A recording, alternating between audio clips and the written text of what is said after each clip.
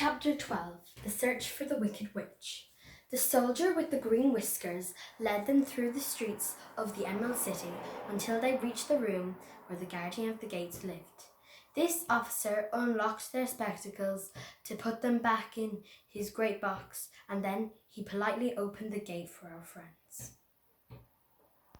"Which road leads to the Wicked Witch of the West?" asked Dorothy. "There is no road," answered the guardian. "No one ever wishes to go that way." "How then are we to find her?" inquired the girl. "That will be easy," replied the man, "for when she knows you are in the country of the Winkies, she will find you and make you all her slaves." "Perhaps not," said the Scarecrow, "for we mean to destroy her." "Oh, that is different," said the guardian of the gates. "No one has ever destroyed her before, so I naturally thought she would make slaves of you, as she has had of the rest. But take care, for she is wicked and fierce, and may not allow you to destroy her. Keep to the west, where the sun sets, and you cannot fail to find her." They thanked him and bade him goodbye, and turned away toward the west, walking over fields of soft grass, dotted here and there with daisies and buttercups. Dorothy still wore the pretty silk dress she had put on in the palace, but now, to her surprise, she found it was no longer green, but pure white. The ribbon around Toto's neck had also lost its green color and was as white as Dorothy's dress.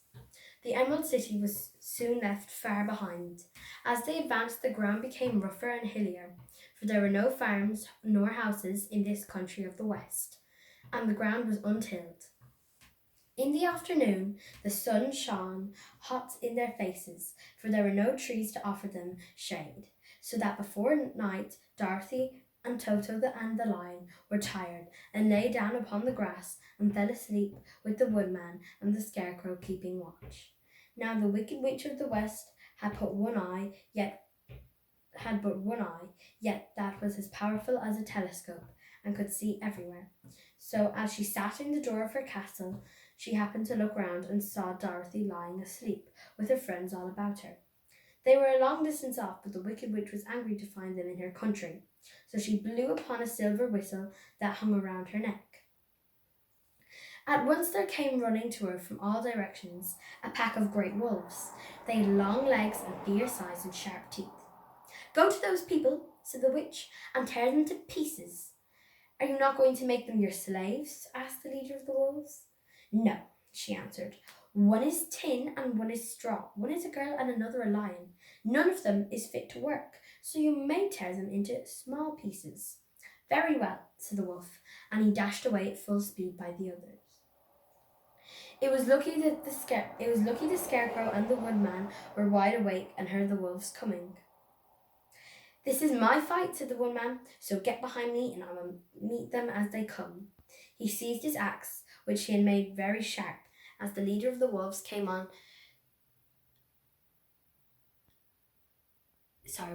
He seized his axe, which he made very sharp, and as the leader of the wolves came on, the Tin Woodman swung his arm and chopped the wolf's head from its body, so that it immediately died.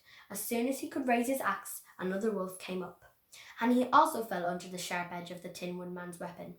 There were 40 wolves, and 40 times a wolf was killed, so that at last they all lay dead in a heap before the Woodman. Then he put down his axe and sat beside the Scarecrow, who said, "It was a good fight, friend." They waited until Dorothy awoke the next morning. The little girl was quite frightened when she saw the great pile of shaggy wolves, but the What the heck is wrong with me? But the Tin Woodman told her all. She thanked him for saving them and sat down to the breakfast, after which they started again upon their journey. Now this same morning the Wicked Witch came to the door of her castle and looked with her one eye that could see far off. She saw all her wolves lying dead, and the strangers still travelling through her country. This made her angrier than before, and she blew her silver whistle twice. Straightway a great flock of wild crows came flying toward her, enough to darken the sky. And the Wicked Witch said to the King Crow, "Fly at once to the strangers, peck out their eyes and tear them to pieces." The wild crow flew in one great flock toward Dorothy and her companions. When the little girl saw them coming, she was afraid. But the Scarecrow said, "This is my battle, so lie down beside me and you will not be harmed." So they all lay down upon the ground except the Scarecrow, and he stood up and stretched out his arms.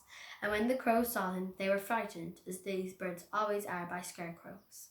And they did not dare to come any nearer. But the King Crow said, "It is only a stuffed man. I will peck his eyes out." The King Crow flew at the Scarecrow, who caught it by the head and twisted its neck until it died. And then another crow flew at him, and a Scarecrow twisted its neck also. There were 40 crows, and 40 times the Scarecrow twisted a neck, until at last they were all lying dead beside him. Then he called to his companions to rise, and again they went upon their journey. When the Wicked Witch looked out again and saw all her crows lying in a heap, she got into a terrible rage and blew 3 times upon her silver whistle. Forthwith there was a herd of a great buzzing in the air, and a swarm of black bees came flying toward her.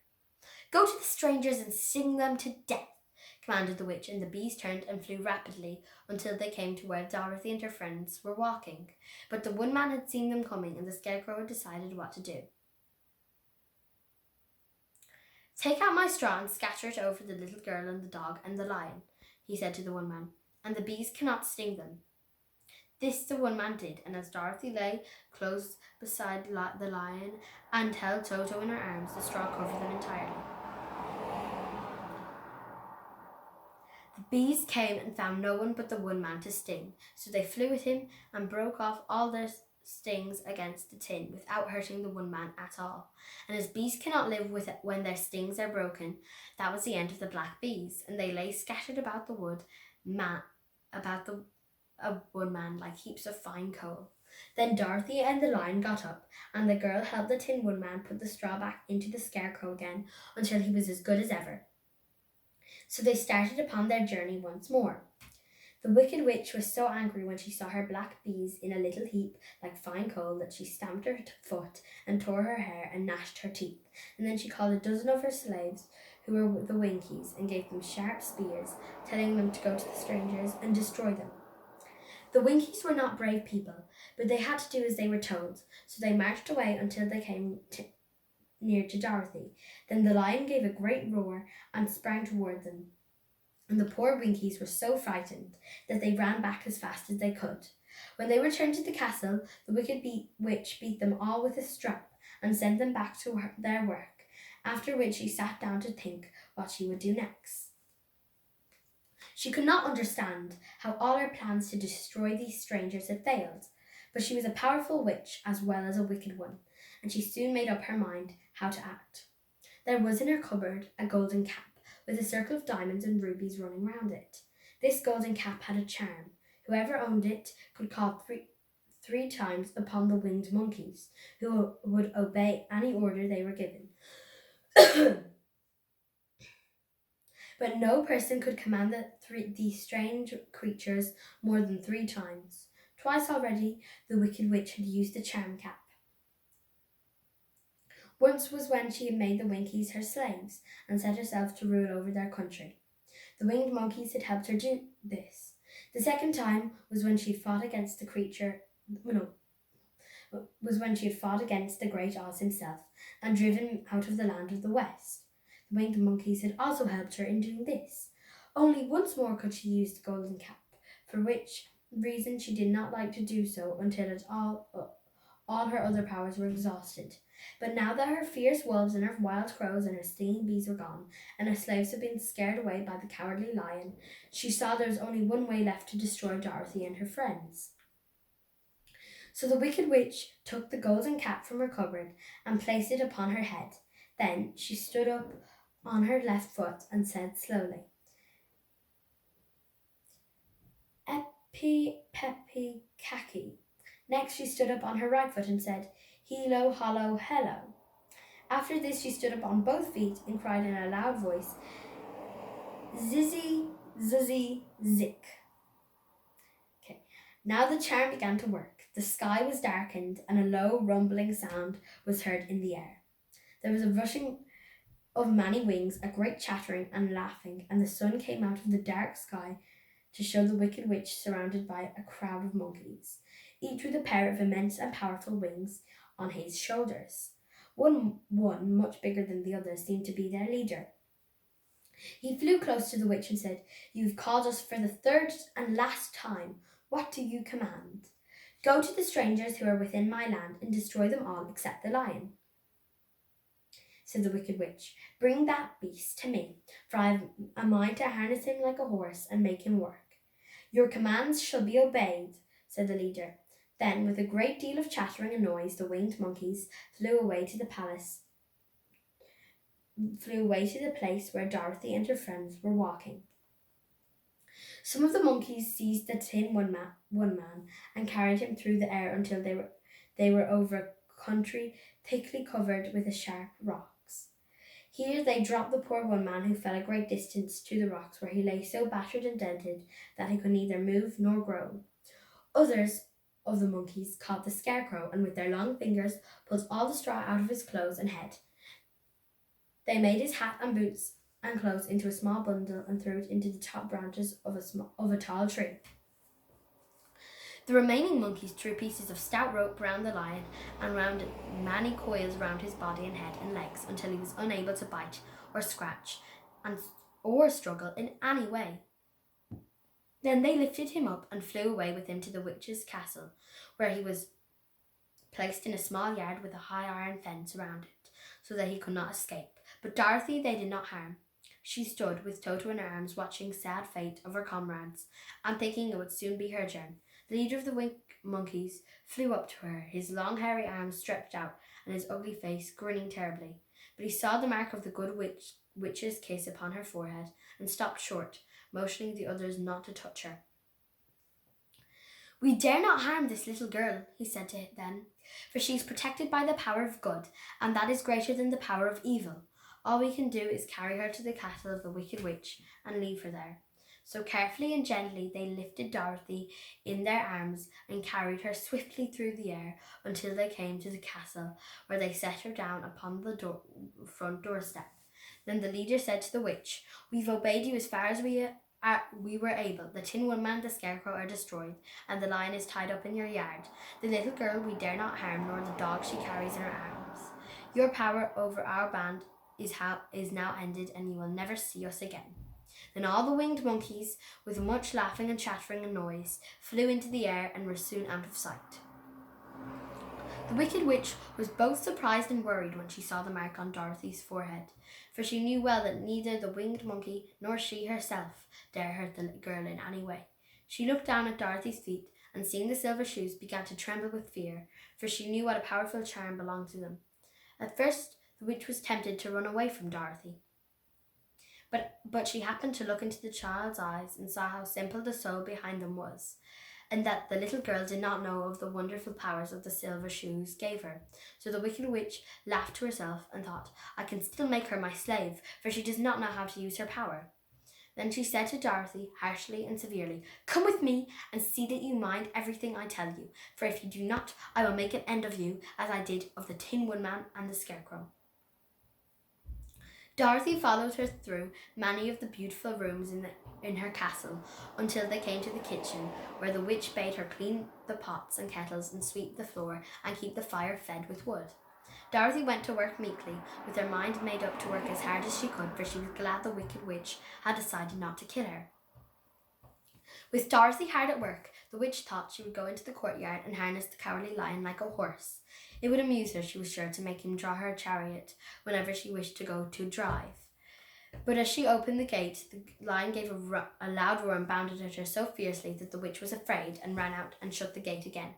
"If I cannot harness you," said the witch to the lion, speaking through the bars of the gate, "I can starve you. You shall have nothing to eat until you do as I wish."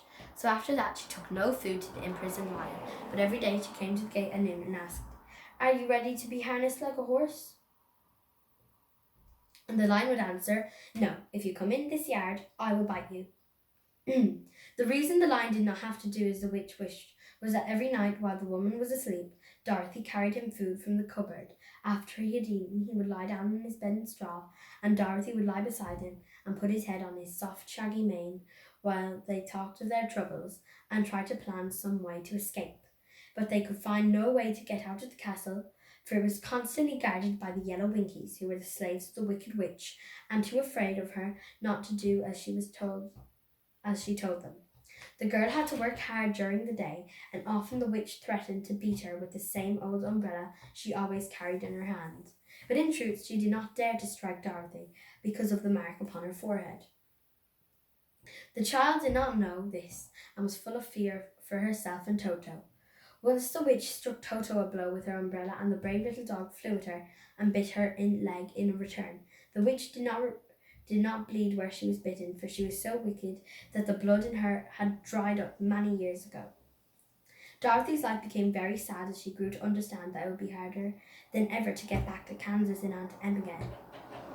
Sometimes she would cry bitterly for hours, with Toto sitting at her feet and looking into her face, whining dismally to show her how sorry he was for his little mistress. Toto did not really care whether he was in Kansas or the land of Oz, so long as Dorothy was with him, but he knew the little girl was unhappy, and that made him unhappy too. Now the Wicked Witch had a great longing for her own the silver shoes which the girl always wore. Her bees and her crows and her wolves were lying in heaps and drying up, and she had used up all the power of the golden cap, but she could only get hold of the silver shoes. They would give her more power than all the other things she had lost. She watched Dorothy carefully to see if she ever took off her shoes, thinking she might steal them, but the child was so proud of her pretty shoes that she never took them off except at night and when she took her bath. The witch was too much afraid of the dark to dare go into Dorothy's room at night to take the shoes, and her dread of water was greater than her fear of the dark, so she never came near when Dorothy was bathing. Indeed, the old witch never touched water, nor even let water touch her in any way. But the wicked creature was very cunning, and she finally thought of a trick that would give her what she wanted. She placed a bar of iron in the middle of the kitchen, and then, by her magic arts, made the iron invisible to humans' eyes, so that when Dorothy walked across the floor, she stumbled over the bar, not being able to see it, and fell at full length. She was not much hurt, but in her fall one of the silver shoes came off, and before she could reach it, the witch had snatched it away and put it in her own skinny foot. The wicked woman was greatly pleased with the success of her trick, for as long as she had one of the shoes, she owned half the power of their charm, and Dorothy could not use it against her, even had she known how to do so. The little girl, seeing she had lost one of her pretty shoes, grew angry and said to the witch, "Give me back my shoe." "I will not," retorted the witch, "for it is now my shoe and not yours." "You are a wicked creature," cried Dorothy. "You've no right to take my shoe from me." "I shall keep it just the same," said the witch, laughing at her, "and some day I shall get the other one from you too." This made Dorothy so very angry that she picked up the bucket of water that stood near and dashed it over the witch, wetting her from head to foot. Instantly the wicked woman gave a loud cry of fear, and then, as Dorothy looked at her in wonder, began to shrink and fall away. "See what you've done," she screamed. "In a minute I shall melt away." "I'm very sorry indeed," said Dorothy, who was truly frightened to see the witch actually melting away like brown sugar before her very eyes. "Didn't you know water would be the end of me?" asked the witch in a wailing, despairing voice. "Of course not," answered Dorothy. "How should I?" "Well, in a few minutes I shall be melted, and you will have the castle to yourself. I've been wicked in my day, but I never thought a little girl like you would ever be able to melt and end my wicked deeds. Look out, here I go." With these words the witch fell down in the brown, melted, shapeless mass, and began to spread over the clean boards of the kitchen floor. Seeing that she had really melted away to nothing, Dorothy drew another bucket of water and threw it over the mess. Then she swept it all out the door. After picking out the silver shoe, which was all she had left of the old woman, she cleaned and dried it with a cloth and put it on her foot again. Then, being at last free to do as she chose, she ran out to the courtyard to tell the lion that the Wicked Witch of the West had come to an end, that they were no longer prisoners in a strange land. And that was the end of chapter 12, I think. The Wicked Witch of the West, I think it's called. Let me see. Oh, The Search for the Wicked Witch of the West, or something like that. Anyways, thank you for watching. My voice is a little bit broken. Not broken, like lost, sort of. It's just a little bit like a cold, I guess. And also, I thought that was a very violent chapter. With like all the snapping of the crows' heads and the whacking the axe at the poor wolves. I mean, it's not really their fault, they're under control of the Wicked Witch. But anyways, thanks for watching. I hope you enjoyed, and I'll see you next week for chapter 13. Thanks for watching, and what did I say? Yeah. Please subscribe to Maeve Reads Books. Thank you for watching. Bye. Now the button's broken.